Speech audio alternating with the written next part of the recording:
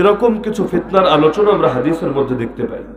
যেমন একটা ফিতনা হচ্ছে সম্পদের ফিতনা, মালের ফিতনা। এই সম্পদের ফিতনার পেছনে যেই ব্যক্তি পড়ে সেই ব্যক্তি খুব কমে নিজের ঈমান এবং আমলকে হেফাজত করতে পারে। মুসা আলাইহিস সালামের যুগে আল্লাহ তাআলার এক বড় ওলি ছিল, বড় বুজুর্গ ছিল, বড় আলেম ছিল, যার অবস্থা এমন ছিল সে দোয়া করলেও আল্লাহ তাআলা তার দোয়া কবুল করে নিতেন। সকলে যাকে বালাম বাউর নামে চিনত, সেই বালাম তার ইবাদতের ক্ষেত্রে সকলের মধ্যে এক নামে প্রসিদ্ধ ছিল। যার দুনিয়ার লাইনে কোনো সমস্যা হতো, আমরাও সমস্যা হলে হুজুরদের কাছে দোয়া চাই না? যারা আল্লাহ ওয়ালা তাদের কাছে গিয়ে বলি যে হযরত আল্লাহর কাছে একটু দোয়া করবেন, আল্লাহ যেন আমাকে সুস্থ করেন, আল্লাহ যেন আমাকে বিপদ থেকে উদ্ধার করেন, আল্লাহ যেন আমার মনোবাসনা পূরণ করেন, আল্লাহ যেন আমাকে একটা সন্তান দান করেন, আল্লাহ যেন আমার ছেলেটাকে পরীক্ষায় পাশ করার তৌফিক দান করেন, আল্লাহ যেন আমার মেয়েটার জন্য সুন্দর একটা বিয়ের ব্যবস্থা করেন। এরকম দোয়া আমরা চাই। তো সে যুগে বালাম বাউর সে মুস্তাজাবুদ দাওয়া, অর্থাৎ তার দোয়া যে আল্লাহ তাআলা ব্যাপকভাবে কবুল করেন এই পরিচয় সকলের মধ্যে পরিচিত ছিল। তো সবাই তাকে সম্মান করত। সে সমাজ থেকে আলাদা হয়ে একটা গুহার মধ্যে দিন রাত আল্লাহর ইবাদতে ব্যস্ত থাকত। তো একটা পর্যায়ে এভাবে যেতে যেতে যেতে যখন দীর্ঘকাল পর্যন্ত সময় চলে যায়, ঘটনাক্রমে এক সময় মুসা আলাইহিস সালাম বনি ইসরাইল তার জাতিকে নিয়ে একটা কাফের সম্প্রদায়ের বিরুদ্ধে জিহাদ করার জন্য ময়দানে অবতীর্ণ হন। একদিকে মুসলমান মুজাহিদ বাহিনী, আরেকদিকে কাফের সম্প্রদায়। সেই সময় কাফেররা গিয়ে এই বালাম বাউরকে বলল, হে মহান আলিম, মহান বুজুর্গ, আপনার কাছে আমরা সাহায্য চাই। যেহেতু আপনি আমাদের আশপাশেই থাকেন, আমাদের সম্প্রদায়ের ছেলেই আপনি, এ কারণে আপনার কাছে একটা বিষয়ে আমরা সাহায্য চাই। আচ্ছা, কি সাহায্য চাও তোমরা? আমরা আপনার কাছে সাহায্য চাই, আপনি আল্লাহর কাছে দোয়া করবেন আল্লাহ যেন নবী মুসা এবং তার মুজাহিদ বাহিনীকে পরাজিত করেন। বালাম বাউর বলল, আল্লাহ ইয়াযু বিল্লাহ, আল্লাহর আশ্রয় প্রার্থনা করি। একজন সাধারণ উম্মত যত বড় বুজুর্গ হোক নবীর বিরুদ্ধে কিভাবে বদদোয়া করতে পারে? শুধু নবী না, নবীর সঙ্গে আছে তার সঙ্গীরা, তার সাহাবীরা, নবীর সঙ্গে আছে মুজাহিদ বাহিনী, যারা হকের কালিমাকে সমুন্নত করার জন্য, যারা দ্বীনকে বিজয় করার জন্য নিজেদের প্রাণের মায়া ত্যাগ করে জিহাদের ময়দানে নেমে এসেছে। আমি একজন আল্লাহ তাআলার প্রিয় ব্যক্তি হয়ে কিভাবে তাদের বিরুদ্ধে আল্লাহর কাছে দোয়া করতে পারি? তারা বিভিন্ন ভাবে বোঝালো, অনেক অনুরোধ করলো, কোনো কিছুতেই কাজ হলো না। তারা একবার দুবার বারবার আসতে লাগলো, পিরাপিরি করতে লাগলো, কোনো কিছুতেই কোনো কাজ হচ্ছিল না। শেষে তারা এসে সম্পদের লোভ দেখালো, আপনি যদি দোয়া করেন আমরা আপনাকে এই দেব সেই দিব, বিভিন্ন ধরনের লোভ দেখালো। লোভ যখন মানুষের সামনে আসে, আগ থেকে ইমানের অবস্থা যেমনই থাকুক না কেন, দুনিয়া সামনে চলে আসলে অনেক মানুষই কিন্তু ফিতনায় পড়ে যায়। এই দুনিয়া তো এমন দুনিয়া, কত বড় বড় বুজুর্গকে খুব সহজেই এই শয়তানের টোপের মধ্যে ফেলে দিয়েছে সম্পদের লোভের দ্বারা। আমরা অন্যদের আলোচনা বাদ দিয়ে প্রত্যেকে নিজেকে জিজ্ঞেস করি, আমার ইমানের যে অবস্থা, আমার আমলের যে অবস্থা, আমাকে যদি কয়েক কোটি টাকার অফার দেওয়া হয়, আমিও তো চিন্তা করব সারা জীবন কি করলাম। এই মসজিদ, মাদ্রাসা, ওয়াজ মাহফিল, খানকা, মারকাজ, এগুলোর পেছনে জীবনটা কাটালাম, পেলাম কি? এখন আমার সামনে বিশাল অফার চলে এসেছে, আমি একটু যাই না দুনিয়ার পেছনে, পরবর্তীতে তওবা করে ভালো হয়ে যাব। যারা জিনা করে, জিনা করার সময় অনেকের অন্তরে এটা থাকে, তওবা করে ভালো হব। মদ খায়, তওবা করে ভালো হব। চুরি করে, তওবা করে ভালো হব। এমনকি বহু চোর এমন আছে, প্রত্যেকবার চুরি করার শেষে ঘরে এসে আস্তাগফিরুল্লাহ, আস্তাগফিরুল্লাহ, আস্তাগফিরুল্লাহ। জিনা করার পর আল্লাহ এই কাম দ্বিতীয়বার আমি আর করব না, আল্লাহ তোমার কাছে ক্ষমা চাই। তো অনেকের গুনাহ করার সময় অন্তরে এটা থাকে, আল্লাহ তো গফফার, আল্লাহ তো ক্ষমাশীল, আল্লাহর কাছ থেকে ক্ষমা চেয়ে নেই। তো সেই বেচারাও হয়তো এই কথাই ভেবেছিল, একটু গুনাহ করি না, কি সমস্যা, আল্লাহ তাআলা তো আমার দোয়া কবুলই করেন, পরবর্তীতে আল্লাহর কাছ থেকে ক্ষমা চেয়ে নেব। এই সকলের সম্পদের লোভে পড়ে, দুনিয়ার পেছনে পড়ে সে এখন মুসা আলাইহিস সালাম এবং তার সম্প্রদায়ের বিরুদ্ধে বদদোয়া করতে রাজি হয়ে গেল। একদিন দোয়া করার জন্য সে প্রস্তুতি নিয়ে রেখেছে। সম্প্রদায়ের সবাই দেখতে এসেছে, আজকে অমুক বড় আল্লাহর ওলি, যে দোয়া করলে আল্লাহ কখনো তার দোয়া ফিরান না, আজকে সে দোয়া করবে আর চোখের সামনে মুসা আলাইহিস সালাম এবং তার মুজাহিদ বাহিনী ধ্বংস হবে, তারা বিজয়ের আনন্দ করবে, জন্য সবাই প্রস্তুত, নারী পুরুষ সকলে নেমে আসলো, আজকে বিজয় উদযাপন করবে আনন্দে। সে তার গাধায় চড়ে একটা পাহাড়ের চূড়ে উঠতে লাগলো, পাহাড়ের উপর গিয়ে দোয়া করবে আল্লাহর কাছে। যাওয়ার সময় তার গাধাও তাকে বারবার বাধা দিচ্ছিল, কথা শুনছিল না। দুনিয়ার মধ্যে যত প্রাণী আছে সকল প্রাণী কিন্তু আল্লাহ তাআলার অস্তিত্বে বিশ্বাস করে, তাদের সবার ঈমানও আছে এবং প্রত্যেককে আল্লাহ যে আমল দিয়েছেন সে আমলও করে। মানুষের মধ্যে নাস্তিক থাকতে পারে, প্রাণীর মধ্যে কোনো নাস্তিক নাই। মানুষের মধ্যে ফেরাউন হামান থাকতে পারে, কিন্তু কুত্তার শুয়োরের মধ্যেও কোনো ফেরাউন হামান নাই। সে সকল বাধাকে উপেক্ষা করে এবার উপরে আরোহণ করলো। আজকে মূসার বিরুদ্ধে বদদোয়া করবে এবং সে দুনিয়ায় অনেক বড় কিছু পেয়ে যাবে। সেখানে গিয়ে যখন দোয়া শুরু করলো, হে আল্লাহ, আপনার কাছে দোয়া করছি, বলতে চাচ্ছে যে আল্লাহ এই বাহিনীকে বিজয়ী করুন, মূসার বাহিনীকে পরাজিত করুন, কিন্তু যতবার বলতে চাচ্ছে মুখ দিয়ে উল্টাটা বের হয়ে যাচ্ছে, আল্লাহ মূসার মুজাহিদ বাহিনীকে বিজয়ী করুন আর এই কাফেরদেরকে পরাজিত করুন। আর সবাই তো পেরেশান, কি ব্যাপার, তোরা টাকা দিলাম কিসের জন্য, আর করছিস কি, আমাদের তো কপাল পুড়িয়ে দিচ্ছিস তুই, এই বেটা ঠিকভাবে দোয়া কর, নইলে তোর খবর আছে। এখন সে তো পেরেশান, সে তো চাচ্ছে এভাবে দোয়া করতে, কিন্তু মুখ তো আর কথা শোনে না, মুখ থেকে অটোমেটিক সেটাই বের হয়। কিন্তু বারবার যখন সে পিড়াপিড়ি করতে লাগলো, নবীর বিরুদ্ধে বদদোয়া করার জন্য চেষ্টা করতে লাগলো, এক পর্যায়ে আল্লাহ তাআলা তাকে আযাব আক্রান্ত করে দিলেন, তার জিহ্বাটা কুত্তার মতো করে ঝরে গেল। তখন সে বুঝে ফেললো আল্লাহ তাআলা আযাবে আক্রান্ত হয়ে গিয়েছে, সব আশা ছেড়ে দিল। কিন্তু মাথা থেকে শয়তানি যায়নি। এখন আগে তো লোভ ছিল তো ছিল, এখন ভেতরে আরো প্রতিশোধের আগুন জ্বলে উঠেছে। ওদের বিরুদ্ধে দোয়া করার জন্য আমার এই অবস্থা, তাহলে ওদেরকে কোনোভাবে বাঁচতে দেওয়া যাবে না। সম্প্রদায়ের সবাই বলল, তাহলে দোয়া তো করতে পারো না, মুখ থেকে বের হয় না, এখন কি করার? ওরা তো যদি আমরা ওদেরকে না ঠেকাই আমাদের উপর অ্যাটাক করে সবাইকে শেষ করে ফেলবে, কিভাবে বাঁচতে পারি আমরা? তখন সে বুদ্ধি দিল, মুজাহিদদেরকে যদি পরাজিত করতে চাও, একটা অস্ত্র আছে আমার কাছে, এই অস্ত্র যদি ব্যবহার করো পৃথিবীর মুজাহিদরা তোমাদের বিরুদ্ধে মোকাবেলা করতে পারবে না। এই অস্ত্রটা কি, এটা বোঝানোর জন্য এই লম্বা ঘটনার অবতারণা করলাম। আমরা এখানে যারা আছি দ্বীনের মুজাহিদ হতে চাই কে কে? কি মুরব্বীরা চান না? দ্বীনের জন্য নিজেদের প্রাণটা কোরবানি করতে চান না? আল্লাহ তাআলা সবাইকে তার পথের মুজাহিদ হিসেবে কবুল করে নিন। কিন্তু কোন সেই অস্ত্র, যে অস্ত্র ব্যবহার করে মুজাহিদকে ধ্বংস করা যায়, জানার প্রয়োজন আছে কিনা? তখন সে তার সম্প্রদায়ের কাফেরদেরকে শিখিয়ে দিল, এই মুজাহিদদেরকে যদি পরাজিত করতে চাও, এদেরকে ধ্বংস করতে চাও, এমন একটা অস্ত্রের কথা তোমাদেরকে বলে দিচ্ছি যেটা কখনোই ব্যর্থ হয় না। তীরের আঘাত ব্যর্থ হতে পারে, তীর ছুড়লে সেটা লক্ষ্যভ্রষ্ট হতে পারে, তরবারির কোপ মিস হয়ে যেতে পারে, কিন্তু আমি তোমাদেরকে এমন একটা অস্ত্রের কথা বলবো, যদি জায়গা মতো পৌঁছাতে পারো এই অস্ত্র কখনো ব্যর্থ হবে না। তারা বলল, তাহলে তো ভালোই অফার, কি অস্ত্র আছে তোমার কাছে? সে বলল, তোমাদের যুবতী নারীদেরকে সুন্দর সাজে সজ্জিত করে দাও, এরপর তাদেরকে মুজাহিদদের মধ্যে ছেড়ে দাও। এই মুজাহিদদের মধ্যে কোন একজন মুজাহিদ যদি নারীর ফাঁদে পা দিয়ে বসে, নারীর ফিতনায় পড়ে সে যদি তার সঙ্গে অবৈধভাবে জিনায় লিপ্ত হয়ে যায়, আল্লাহ তাআলা সাহায্য সবার থেকে উঠে যাবে, আল্লাহ তাআলা সবাইকে আযাবে আক্রান্ত করবেন।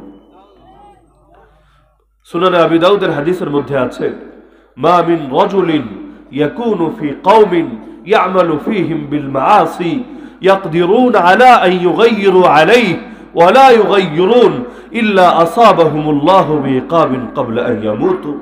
মাত্র একজন লোক যদি কোনো একটা সম্প্রদায়ের মধ্যে থেকে পাপের কাজ করে, আর সম্প্রদায়ের বাকি সব লোক তাকে এই কাজ থেকে ফেরাতে সক্ষম, এরপরও তারা তাকে বাধা না দেয়, অপরাধীর দুই হাত ধরে না ফেলে, আল্লাহ তাআলা মরার আগে দুনিয়াতে সবগুলোকে আযাবে আক্রান্ত করবেন। যুবতীদেরকে ছেড়ে দিল মুজাহিদদের মধ্যে। ঘটনাক্রমে অধিকাংশ মুজাহিদই সেই নারীদের দিকে ফিরেও তাকালো না, কারণ কাফের মুশরিকরা নারীর ফাঁদ সব যুগেই ব্যবহার করে, এটা পৃথিবীর মধ্যে সব মুজাহিদে জানে।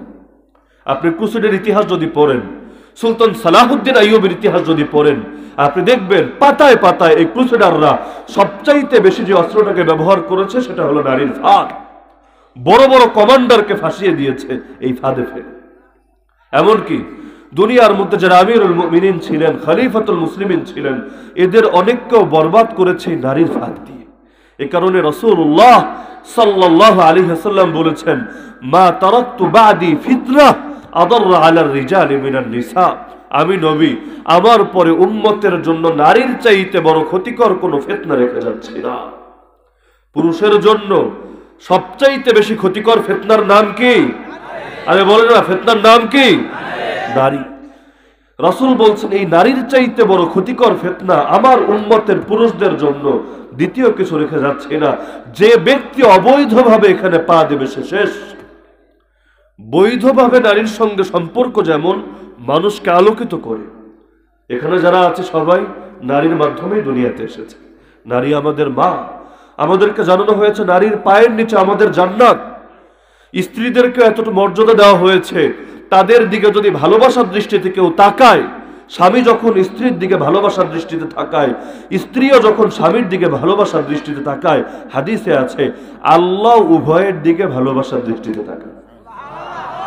এমনকি স্বামী যদি তার স্ত্রীর মুখে এক লুকমা খাবারও তুলে দেয়, এর দ্বারা আল্লাহ তাআলা তাকে নেক আমলের সওয়াব দান করতে থাকে। কিন্তু একই জিনিস, একই কাজ যদি বৈধ উপায়ে না করে অবৈধ উপায়ে করে, এই একটা কাজ কি মানুষের জাহান্নামে পৌঁছানোর জন্য যথেষ্ট। জিনা শুধু লজ্জাস্থানের দ্বারা হয় না। হাদিসে জানানো হয়েছে ইন্নাল আইনা লা তাজনি, নিশ্চয় চোখ জিনা করে, হাত জিনা করে, কান জিনা করে, পা জিনা করে, সব অঙ্গ জিনা করে। আর লজ্জাস্থান ইউসাদ্দিকু যালিকা আও ইউকাযযিবুহু, এ সকল জিনাকে বাস্তবে রূপ দেয় বা এগুলোকে সরিয়ে দেয়, প্রত্যাখ্যান করে। কিন্তু এই জিনাগুলো হলো ছোট জিনা, লজ্জাস্থানের জিনা বড় জিনা। তবে জিনা সবগুলোই। কেউ যখন বুড়া হয়ে যায়, লজ্জাস্থানে জিনা করতে অক্ষম হয়ে যায়, তারও কিন্তু জিনার পাপ হতে পারে। কিভাবে? চোখ দ্বারা জিনা করছে, মুখ দ্বারা জিনা করছে, হাত দ্বারা জিনা করছে। এমনকি মাসআলা শুনে রাখেন, একটা পশুর দিকে তাকিয়েও যদি কারোর ভেতরে কুপ্রবৃত্তি জেগে ওঠে, তার আমলনামায় জিনার গুনাহ লেখা হবে। কেউ যদি নিজের স্ত্রীর সঙ্গে সহবাস করার সময় অন্য কোনো নারীকে কল্পনা করে, তার আগের জিএফ হোক, রাস্তায় দেখা কোনো নারী হোক, অথবা ব্লু ফিল্মের মধ্যে দেখা কোনো দৃশ্য হোক, যেটাই হোক না কেন, অন্য কোনো নারীকে যদি কল্পনা করে, এই সহবাসের দ্বারা সওয়াব তো পাবেই না, প্রতিটা মুহূর্তে তার আমলনামায় জিনার গুনাহ লেখা হবে। এমনকি কোন পুরুষের দিকে তাকিয়েও যদি কারো ভেতরে কুপ্রবৃত্তি জেগে ওঠে, তার আমলনামায় জিনার গুনাহ লেখা হবে। ফতোয়া স্বামীর স্পষ্ট ফতোয়া, যদি ইন আলিমা শাহওয়াতা মিনহু আও যান্না আও শাক্কা হারামান নাযরু ইলাই, যদি কারো ভেতরে রোগ এমন হয়, কোন বাচ্চার দিকে তাকালে তার ভেতরে কুপ্রবৃত্তি জেগে ওঠে, হয়তো নিশ্চিতভাবেই হয়, অথবা মাঝে মধ্যে হয়, তার ভেতরে সন্দেহ আছে, হতে পারে, ফতোয়া স্বামীর মধ্যে ফতোয়া দেওয়া হয়েছে, এর দিকে তাকানো হারাম। রাসূলুল্লাহ সাল্লাল্লাহু আলাইহি ওয়াসাল্লাম উম্মতকে বলেন, উম্মত শোনো, তোমরা নারীর ফিতনাকে ভয় করো। আলা ফাত্তাকুদ দুনিয়া ওয়াত্তাকুন নিসা, তোমরা দুনিয়াকেও ভয় করো, নারীকেও ভয় করো। কারণ ফাইন্না আউওয়ালা ফিতনাতি বানি ইসরাঈল কানাত ফিন নিসা, বনি ইসরাঈলের প্রথম ফিতনা নারীর মধ্য দিয়ে এসেছিল। তো সব যুবতীকে যখন মুজাহিদদের মধ্যে ছেড়ে দিল, প্রথম দিকে কেউ ফিরেও তাকাচ্ছিল না, কারণ তারা সবাই জানে এদেরকে পাঠিয়েছে ওরা অস্ত্র হিসাবে। এই যুগে পাঠায় না, আর ইউরোপ আমেরিকা পাঠায় কিনা? সারা দুনিয়াকে নারীর টোপ দিয়ে ফেলে রেখে দিয়েছে। আমি যদি আপনাদেরকে জিজ্ঞেস করি, আমেরিকার মধ্যে নারী প্রেসিডেন্ট হয়েছিল কবে? দাঁড়িয়ে বলেন তো। কষ্ট নেবেন না মনে, একটা বাস্তবতা নিজের বিবেক দ্বারা অনুধাবন করার চেষ্টা করুন। আমেরিকার মধ্যে নারী প্রেসিডেন্ট হয়েছে কবে? কিন্তু দুনিয়ার মধ্যে এমন বহু দেশ, ডজন ডজন দেশ নাই যেখানে নারী প্রেসিডেন্ট। সারা দুনিয়ার মধ্যে নারী ছড়িয়ে দিয়ে ওরা কেন নারী থেকে দূরে? বড় বড় জায়গায় ওরা কেন নারী বসায় না? এমনকি ওদের মধ্যে, ইহুদিদের মধ্যে যারা বড় বড় নেতা হয়, ওদেরকে দুইটা জিনিস থেকে দূরে থাকতে হয়, একটার নাম নারী আর একটার নাম মদ। অথচ দুনিয়ার অধিকাংশ ক্ষমতাধর ব্যক্তি নারী নিয়ে ফুর্তি করে, বিদেশ গেলে সঙ্গে নারী দিয়ে দেয়। অফিসে চাকরি করবে, অফিসে ডিউটি করবে, তখনও পিএস হিসাবে সুন্দরী নারীদেরকে বসিয়ে দেওয়া হয়। মনোরঞ্জনের জন্য সর্বদা নারী সিরিয়াল লাগিয়ে রাখা হয়। আর মদ তো আছেই, পানির মতো এটা, তারা অভ্যস্ত হয়ে যায়। কিন্তু যারা সারা দুনিয়া ছড়িয়ে দেয়, ওরা কিন্তু ঠিকই নিজেরা এদেরকে বাঁচিয়ে রাখে। ওরা ঠিকই জানে কোন কাজ করলে উম্মত ধ্বংস হয় আর কোন কাজ করলে বাঁচে। সারা পৃথিবীর পুরুষদেরকে, যুবকদেরকে ইসলামের চেতনা, দ্বীনের চেতনা, জিহাদের চেতনা থেকে সরানোর জন্য সবাইকে খেলাধুলার পেছনে লাগিয়ে দিয়েছে।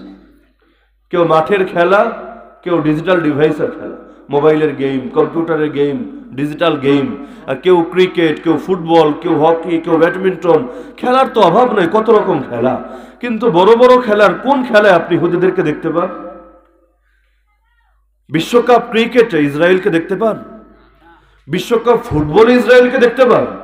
সারা দুনিয়াকে খেলায় লাগিয়ে দিল। ওরা গেল কোথায়?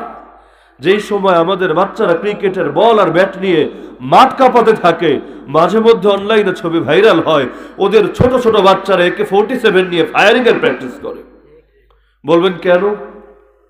এদেরকে লাগালো ব্যাট আর বলের পেছনে, ওরা কেন AK-47 নিয়ে ছোটবেলা থেকেই ফায়ারিং এর প্র্যাকটিস করছে? জবাব ওরা নিজেরাই দিয়ে দিবে। ইসরায়েলের স্বাধীনতার জন্য এবং ফিলিস্তিনকে দখল করার জন্য, মসজিদে আকসাকে পুড়িয়ে সেখানে সুলাইমানি মন্দির বানানোর জন্য, দাজ্জাল যেন দুনিয়াতে আসতে পারে এই কারণে দাজ্জালি মিশন নিয়ে এগোনোর জন্য, মুসলমানদেরকে দুনিয়া থেকে বরবাদ করার জন্য। ওরা ওদের মিশন নিয়ে ঠিকই আগায়। মাদ্রাসার মধ্যে সকালবেলা যদি ছাত্ররা দৌড়াদৌড়ি করে, ব্যায়াম করে শারীরিক সুস্থতার জন্য, সমাজের লোকরা কোন চোখে দেখবে বলেন দেখি? কি দেখবেন না? জঙ্গি মুরব্বীরা বলবেন না, কি রে সারা বছর তো দেখলাম না, তিরিনগর মাদ্রাসায় দেখি সকালবেলা হুজুররাও দৌড়ায়, পোলাপানও দৌড়ায়, কাহিনীটা কি? আইএসটাইএস আছে নাকি? আল কায়দা সদস্য যোগ দিল নাকি? আমার কি এইগুলো আসে না মনের মধ্যে? আমাদের ব্যাপকভাবে আসে। কিন্তু ভারতে যখন মন্দিরের সামনে নিয়মিত ওরা প্রশিক্ষণ নেয়, তাও শুধু দৌড়দৌড়ি না, ব্যায়াম না, বরং সরাসরি কখনো তরবারি চালায়, কখনো বন্দুক চালায়। সাংবাদিক গিয়ে জিজ্ঞেস করে, কি ব্যাপার, মন্দিরের সামনে পূজা না করে তোমরা ট্রেনিং দিচ্ছ কেন? স্পষ্ট ভাবে বলে, মুসলিম জিহাদিদেরকে দমন করার জন্য। তখন কিন্তু পৃথিবীর কাউকে বলতে শোনা যায় না হিন্দুরা জঙ্গিবাদের প্রশিক্ষণ দিচ্ছে। জীবনে এই শব্দ শুনেছেন যে হিন্দু জঙ্গি, বৌদ্ধ জঙ্গি, নাস্তিক জঙ্গি? জঙ্গি শব্দটা আমার আপনার বাপদাদার সম্পত্তি। বিশেষ করে হুজুর দেখলে একটু জঙ্গিবাদের চুলকানি বেশি আসে। হুজুর যদি বড় একটা ব্যাগ নিয়ে বাড়িতে যায়, বাজার থেকে কিছু কেনাকাটা করেছে, অনেকদিন পর বউকে নিয়ে কিছু উপহার দিবে, রাস্তায় কতজন তো টিটকারি মারবে, হুজুর এত বড় ব্যাগ কি এর, বোমা টোমা বানিয়েছেন নাকি? কত ধরনের টিটকারি যে মারে, আল্লাহ হেফাজত করে। আজকাল হুজুর হওয়াই কেমন যেন অপরাধ হয়ে গিয়েছে। ওই সামান্য বাসের হেল্পার, দোকানের সামান্য একটা কর্মচারী, রাস্তার মুচি অথবা বাথরুমের মেথর, এরা পর্যন্ত কথায় কথায় হুজুর নিয়ে টিটকারি মারে না? মাঝে মধ্যে মেজাজ গরম হয়, মনে হচ্ছে ঘাড়ের উপরে দুইটা বসিয়ে দিতে, কিন্তু কি করা, ঘাড়ের উপর বসাবেন কোত্থেকে? বড় হুমকি আপনাকেই দিয়ে রাখবে, হুজুর তোর ঘাড় মটকে দেব। হুজুর হয়ে শান্তি নেই, কথা বললেও বিপদ, না বললেও বিপদ। চুপ থাকলে কেন? তার মানে ভিতরে ভিতরে মনে হয় কোনো জঙ্গিবাদের প্ল্যান করছিস। কথা বললে হুজুর এত কথা বলছিস কেন? চলে যা বাংলাদেশ থেকে পাকিস্তানে, ভেগে যা আফগানিস্তানে। তো মুজাহিদদের মধ্যে যখন যুবতীদেরকে ছেড়ে দিল, কেউ তাকাচ্ছিল না। কিন্তু এই যুবতীরা যখন ঘুরপাক খাচ্ছিল আর খাচ্ছিল, এদের মধ্যে একজন ছিল তাদের এক সর্দারের মেয়ে, অনেক সুন্দর। তারা তো গিয়েছিল এক একজন এক এক ভান ধরে, কেউ ফল নিয়ে, কেউ ফুল নিয়ে বিক্রি করার জন্য, ব্যবসায়ী সেজে বিভিন্ন উপায়ে, নইলে তো আর মুজাহিদদের মধ্যে ঢুকতেই পারবে না, আগে ভাগিয়ে দিবে। তো একজনের নজর হঠাৎ পড়লো এক নারীর দিকে, আর নজর হলো, হাদিসের মধ্যে আছে, সাহমুম মিন সিহামি ইবলিস মাসমুম, শয়তানের বিষাক্ত একটা তীর। আপনি দেখবেন যে ব্যক্তি নিজের দৃষ্টিকে হেফাজত করে না, সে কখনোই গুনাহ থেকে বাঁচতে পারে না।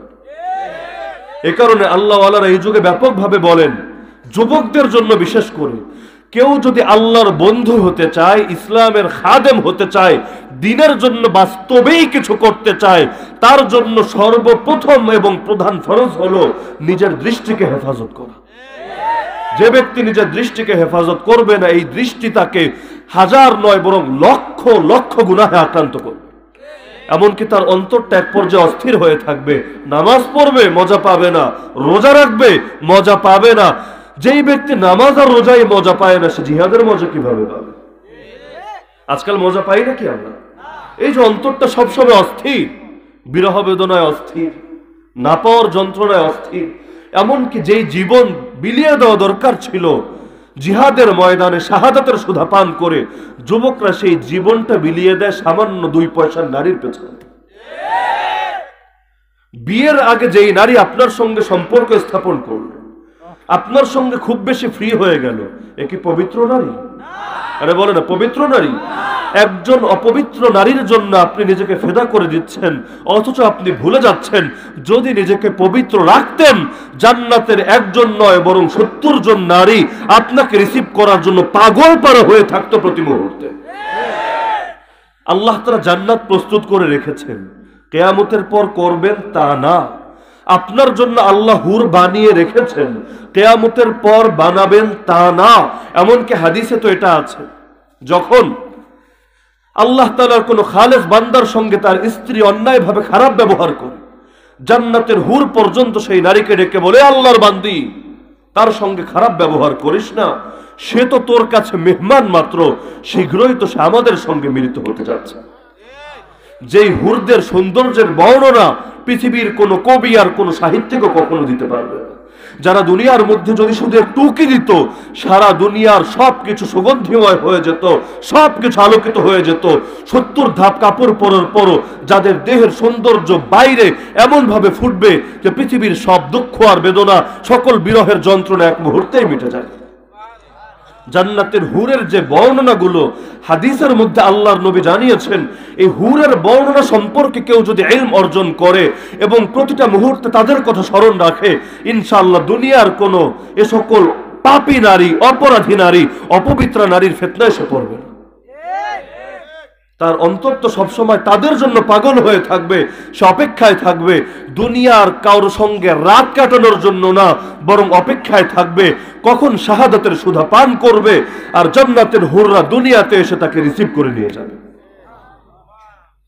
তো একজন মুজাহিদ অকস্মাৎ ভাবে এক নারীর দিকে তার চোখ পড়ল, ফিতনা আক্রান্ত হয়ে গেল, দৃষ্টিকে হেফাজত করেনি। দৃষ্টির মাধ্যমে শয়তান সেই নারীর ভালোবাসা, নারীর প্রেম, নারীর অনুরাগ, নারীর আসক্তি তার অন্তরের মধ্যে জাগিয়ে দিল। এক পর্যায়ে সেই নারীকে সে তার তাঁবুর ভেতর নিয়ে তার সঙ্গে যৌন সম্পর্ক স্থাপন করে বসলো। আল্লাহ তাআলা সঙ্গে সঙ্গে আযাব নাযিল করে দিলেন। আল্লাহ তো উম্মতকে হেফাজত করেছেন, পুরো উম্মতকে একসঙ্গে তিনি ধ্বংস করেন না। আরে এত এত পাপ করার পরও আমরা ধ্বংস হচ্ছি না, অথচ অতীতে একটা বড় পাপের কারণে এক একটা জাতি ধ্বংস হয়েছে। লূত আলাইহিস সালামের সম্প্রদায় সমকামিতার কারণে ধ্বংস হয়েছে, অথচ সেই সমাজে শুধু পুরুষে পুরুষে সমকামিতা ছিল, নারীতে নারীতে ছিল না। অর্থাৎ সেই সমাজে গে ছিল, লেসবিয়ান ছিল না, তারপরে পুরো জাতিকে আল্লাহ ধ্বংস করেছেন। আমাদের কি অবস্থা? এখন তো সমকামীদের অধিকার আদায়ের জন্য আন্দোলন হয়, এমনকি বড় বড় প্রতিষ্ঠানগুলো, আরটিভিআর, গ্রামীণ ফোনের মতো প্রতিষ্ঠানগুলো সমকামিতা নিয়ে নাটক বানিয়ে এগুলোকে প্রমোট করে। সারা দুনিয়ার মধ্যে এখন রং ধনু, এদের সেই প্রতীক, সেই লোগো, সেই পতাকা, এটাকে এস্টাবলিশ করার জন্য, প্রমোট করার জন্য কত জনের কত ধান্দা। রবি 10 মিনিট স্কুল গত বছর যা করলো, সারা দেশে এটা নিয়ে আন্দোলন হলো, অথচ তারা ভুলে যায় এই এক সমকামিতার কারণে একটা জাতিকে আল্লাহ এমন ভাবে ধ্বংস করেছেন, ধ্বংসের নিদর্শন এখনো দুনিয়াতে আছে। ডেড সি, মৃত সমুদ্র। ফেরেশতা এসে পুরো সম্প্রদায়কে ডানা দিয়ে উপরে নিয়ে গেল, একটা আছাড় মারলো, পুরো সম্প্রদায় একেবারে সমুদ্রে পরিণত হয়ে গেল। আল্লাহ এখনো রেখে দিয়েছেন সেই সমুদ্রকে, যেন মানুষ সেটা দেখে শিক্ষা গ্রহণ করে। কিন্তু কোথায় শিক্ষা? মাপে কম দেওয়ার কারণে এক জাতিকে ধ্বংস করলেন, জিনার কারণে কাউকে ধ্বংস করলেন, মিথ্যার কারণে কাউকে ধ্বংস করলেন। এক একজনকে এক এক কারণে ধ্বংস করলেন, অথচ খেয়াল করলে দেখবো আমরা সেই জাতি যাদের মধ্যে একসময় সবই আছে, এমনকি তাদের চাইতে পরিমাণে বেশি আছে। আল্লাহ তাআলা অনুগ্রহ, আল্লাহ তাআলা আমার নবীর দোয়া কবুল করেছেন। নবী আল্লাহর কাছে দোয়া করেছিলেন, আল্লাহ আমার উম্মতকে একসঙ্গে আযাব দিয়ে ধ্বংস করবেন না, আল্লাহ আমার উম্মতের উপর বাইরের শত্রু চাপিয়ে দিবেন না, যেন বাইরের শত্রু এসে এদেরকে ব্যাপকভাবে গণহত্যা না করে, এদের সকল ইজ্জত জান মাল সব নষ্ট না করে। আল্লাহ তাআলা নবীর দুইটা দোয়া কবুল করেছিলেন। এ কারণে কাফের মুশরিকরা নিজেদের শক্তি নিয়ে এসে কখনোই মুসলমানদের বিরুদ্ধে জিহাদে জয়ী হতে পারে না। তারা তখনই জয়ী হয় যখন মুসলমানদের মধ্যে কেউ মুনাফিকি করে। মীর জাফর আর মীর সাদেক যদি না থাকতো তাহলে দুনিয়ার কোন ফিল্ডে ইনশাআল্লাহ মুসলমান পরাজিত হতো না। আজকেও দেখেন না ঘরে ঘরে মুনাফিক, আর দেখা যায় কি না? ঘরে ঘরে মুনাফিক, নামাজি মুনাফিক, রোজাদার মুনাফিক, হাজি মুনাফিক। আল্লাহ রাসূলের যুগেও যেমন ছিল, আল্লাহ রাসূলের যুগের মুনাফিক যারা ছিল ওরাও কিন্তু রাসূলের পেছনে মদিনার মসজিদে দাঁড়িয়ে নামাজ পড়তো, রমজান আসলে রোজা রাখতো, জিহাদের ডাক আসলে জিহাদে পর্যন্ত বের হতো। উহুদ যুদ্ধে 1000 জন বের হয়েছিলেন, এর মধ্যে 300টাই ছিল মুনাফিক। তাহলে শুধু আমলের দ্বারা কোন মানুষ মুনাফিকের কাতার থেকে বের হয়ে যায় না। মুনাফিক তো অন্তরের বিষয়। মুনাফিক তো তাকে বলে যার ভেতরে ঈমান নাই, বাইরে সে হয়তো কিছু আমল করে এবং নিজেকে মুসলমান বলে পরিচয় দেয়। চিন্তা করলে দেখব এরকম মুনাফিকের সংখ্যা আমাদের সমাজে অসংখ্য। আমাদের সঙ্গে কাফেরদের সরাসরি যুদ্ধ হচ্ছে না, এ কারণে কে মুনাফিক কে মুমিন হয়তো সবসময় বুঝতে পারছি না। কিন্তু যেখানে যেখানে যুদ্ধ হয়েছে সব জায়গায় দেখা গিয়েছে কিছু রাজাকার তৈরি হয়ে গেছে, যারা কাফেরদের পক্ষে দালালি করেছে, মুসলিম মা বোনদের ইজ্জত নষ্ট করার ক্ষেত্রে কাফেরদেরকে সাহায্য করেছে। হয়নি? প্রত্যেক ফিল্ডে হয়েছে। তো বলছিলাম, তো একজন যখন তাদের সঙ্গে, সেই নারীর সঙ্গে যৌন সম্পর্কে লিপ্ত হলো, আল্লাহ তাআলা তখন প্লেগ রোগ, সেই যুগের মহামারী, এই যুগে যেমন আছে করোনা ভাইরাস, সেই যুগে একটা মহামারীর নাম হলো প্লেগ। আল্লাহ তাআলা এই প্লেগ রোগ পাঠিয়ে দিলেন। অল্প সময়ের মধ্যে 70,000 মুজাহিদ মারা গেল। একজন আর দুইজন না, কয়জন? আরে বলে না কয়জন? 70 জন মুজাহিদ কম মনে করেছেন? এই যে আমেরিকার কোমর ভেঙে দিল মাত্র 12,000 মানুষ, সেখানে 70,000, সাধারণ কোনো পরিমাণ না। অল্প সময়ের মধ্যে, অল্প সময়ে মহামারীটা হচ্ছিল, কোনো কিছু বুঝে ওঠার আগে একজনের উপর একজন শুধু পড়েই যাচ্ছে আর পড়েই যাচ্ছে। নবীও বুঝতে পারছিলেন, অন্যরাও বুঝতে পারছিলেন না এমন কি হলো যে আল্লাহ তাআলা আযাব পাঠিয়ে দিলেন। আসছিলাম জিহাদ করার জন্য, আল্লাহর নুসরত থাকা দরকার এখানে, এখানে তো এরকম আযাব আসার কথা না। তাহলে কোথাও না কোথাও আমাদের ভুল হয়েছে। এগুলো তো মুমিনদের ভাবনা। এই যুগে যে করোনা ভাইরাস হয়েছে, কয়দিন ভেবেছিলাম যে করোনা ভাইরাস দমনের জন্য যতটা চিন্তা করি, সবাই মাস্ক পরবেন, হ্যান্ড স্যানিটাইজার ব্যবহার করবেন, সামাজিক দূরত্ব বজায় রাখবেন, এমনকি বাজারে ঠেলাঠেলি করবেন, মসজিদে এসে 6 ফিট দূরে দূরে দাঁড়াবেন, এগুলো তো ঠিকই আলোচনা এনেছি। কিন্তু কি কি কারণে আল্লাহ তাআলা দুনিয়ার মধ্যে মহামারী পাঠান, দুনিয়ার মধ্যে মানুষদেরকে এরকম আযাবে আক্রান্ত করেন, এগুলো নিয়ে কয়দিন ভেবেছি। এগুলো রোধ করার উদ্যোগ কারা নিয়েছে? মুসলিম রাষ্ট্রের সরকার প্রধানরা উদ্যোগ নিয়েছে যে অন্তত আল্লাহর দোহাই লাগে সারা বছর যা করো না করো, এখন দেশের অবস্থা ভালো না, এই কয়টা দিন দেশের মধ্যে অশ্লীলতা করে বেরিও না। পুরুষ এবং নারীর এই যে গণসংমিশ্রণ, এটা এই কয়দিন অন্তত করিও না। এই রকম কোন আহ্বান এসেছে দুনিয়ার কোথাও যে কয়দিনের জন্য পতিতালয়গুলো বন্ধ, মদের বার বন্ধ, অবৈধ যত প্রেম, যত ধরনের অবৈধ সম্পর্ক সব বন্ধ, এরকম করে ফরমান এসেছে? তো পথ বন্ধ করব না, যেই পথ দ্বারা বিপদ আসে, পথ খুলে রেখে আমি ভাববো বিপদ থেকে বাঁচবো, সম্ভব কোনোদিন? আর সম্ভব নাকি? তো আল্লাহ তাআলা যখন আযাব পাঠিয়ে দিলেন, 70,000 মানুষ মারা গেল, তখন এক পর্যায়ে তারা খোঁজ করতে করতে জানলেন যে তাদের একজন সদস্য একটা তাঁবুর মধ্যে এক নারীর সঙ্গে যৌন সম্পর্কে লিপ্ত হয়েছে অবৈধভাবে, আর আল্লাহ তাআলা এই কারণে আযাব পাঠিয়ে দিয়েছে। মুসা আলাইহিস সালামের জাতির মধ্যে তওবাটা একটু কঠিন ছিল। তাদের তওবার উপায় ছিল এই জাতীয় অপরাধের ক্ষেত্রে মেরে ফেলা, জিন্দা থেকে কোনো তওবা নেই। যার কারণে মুসা আলাইহিস সালাম যখন তুর পাহাড়ে গিয়েছিলেন কিতাব আনতে, হারুন আলাইহিস সালামকে রেখে গিয়েছিলেন সম্প্রদায়ের মধ্যে। সেই সময় অনেকেই জানেন, মুরব্বীরা হয়তো ঘটনা, সামেরি এক যুবক ছিল যে গরুর একটা বাছুর তৈরি করেছিল স্বর্ণ রূপা এবং মহিলাদের অন্যান্য আসবাবপত্র একত্র করে, পরবর্তীতে জিবরিল আলাইহিস সালাম যে ঘোড়া নিয়ে দুনিয়াতে এসেছিলেন, সেই ঘোড়া যেখানে যেখানে পা ফেলেছিল সেখানে এক ধরনের বিশেষ ঘাস জন্মেছিল। এ ধরনের একটা ঘাস সে নিজের কাছে রেখে দিয়েছিল। সেই ঘাস বাছুরের ভেতর ছুঁড়ে মারলো, সেই বাছুরের মুখ থেকে হাম্বা হাম্বা আওয়াজ আসলো। পৃথিবীর মধ্যে ইতিহাস থেকে দেখা যায় সর্বপ্রথম গরুর পূজা ছিল সেটা। এখন গরুর পূজা করে না পার্শ্ববর্তী হিন্দুরা? যেই সেই পূজা না, নিজের মায়ের মূত্র অথবা মল তারা পান না করলো গরুরটা ঢিকে পান করে না? গো মাতার পেশাব তাদের কাছে বড় পবিত্র, মিষ্টি বানানো অল্প একটু মিশিয়ে দেয়। করোনার সময় যে খাওয়া খেয়েছে, কয় লিটার খেয়েছে আল্লাহ ভালো জানে। দু এক জায়গায় নাকি জুসও বিক্রি হয়েছে, গরুর মূত্রের জুস পার গ্লাস হয়তো 10 রুপি 5 রুপি। আবার তারা বড় বড় লেকচার দিয়েছে গরুর গোবরের মধ্যে ক্যান্সার এবং করোনার আরোগ্য আছে। ওষুধ বানিয়েছে, বানানোর চেষ্টা করেছে, এমনকি কেক বানিয়েছে। এমন একটা রিপোর্টও দেখলাম, গরুর গোবরের কেক, কি তার স্বাদ, অমৃত।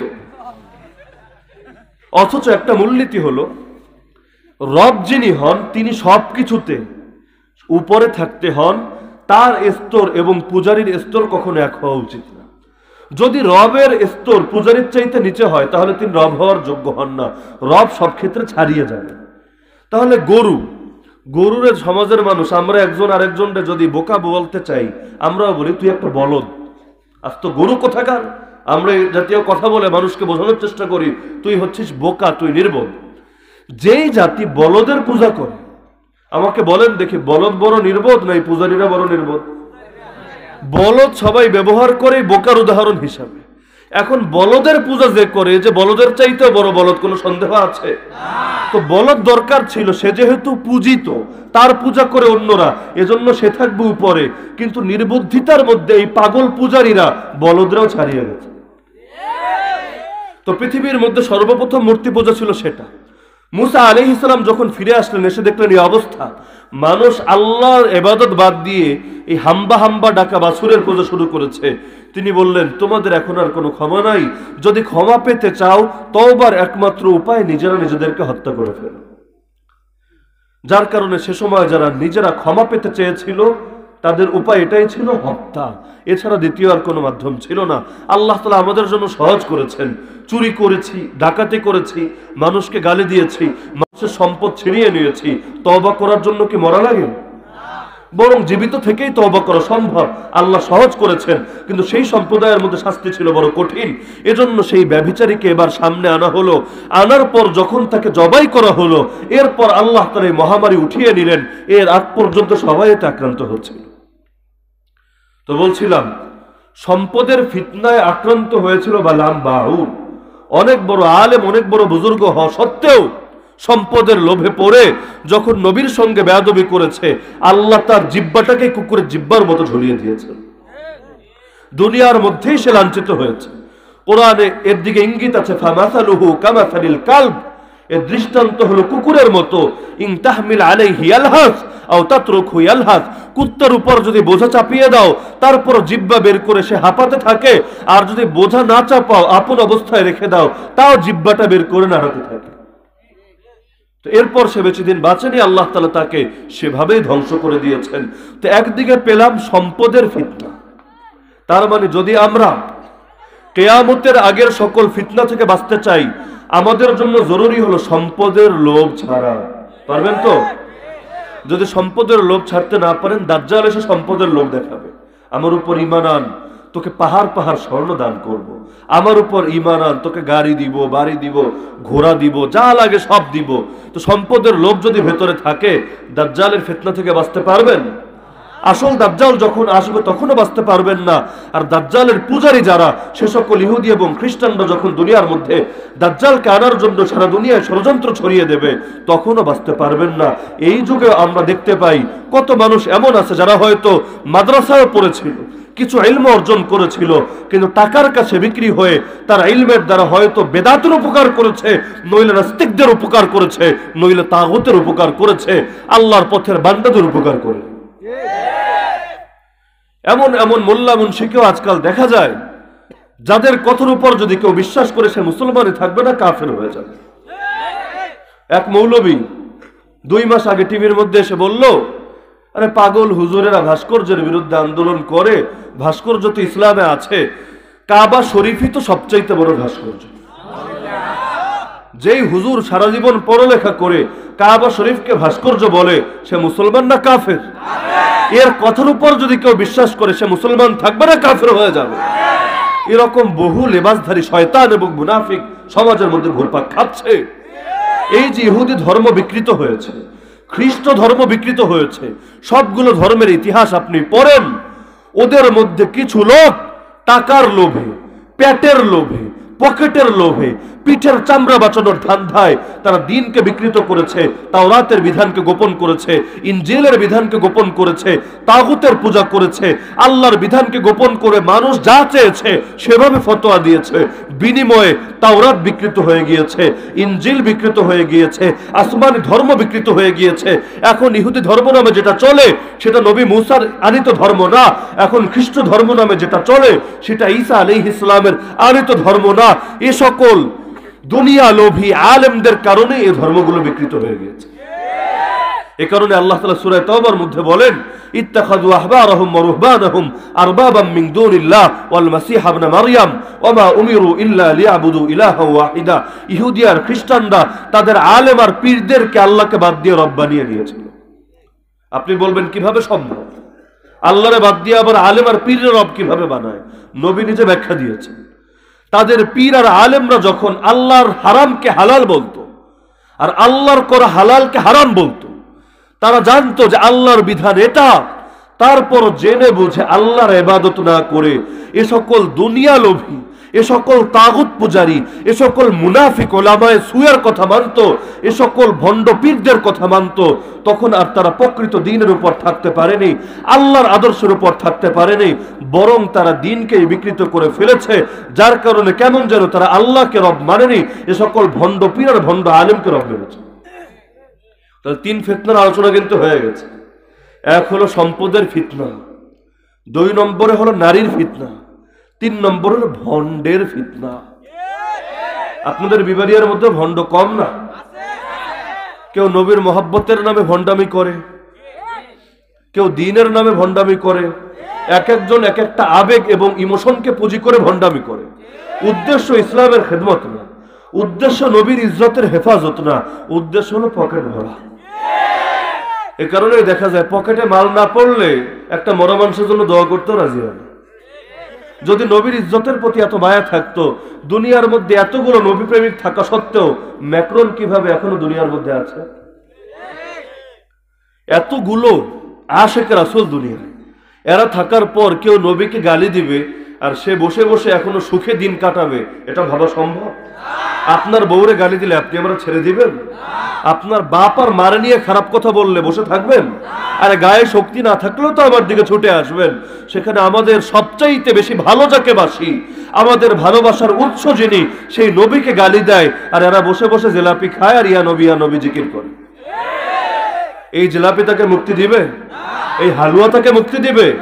আর যেই ব্যক্তিরা শুধু খাওয়ার সময় পাওয়া যায়, রক্ত নেওয়া এবং দেওয়ার সময় পাওয়া যায় না, সে কখনোই আশিকে রাসূল হতে পারে। তাদের নাম পরিবর্তন করা উচিত। তাদের কাউকে বলা উচিত আশিকে জিলাপি, কাউকে বলা দরকার আশিকে হালুয়া।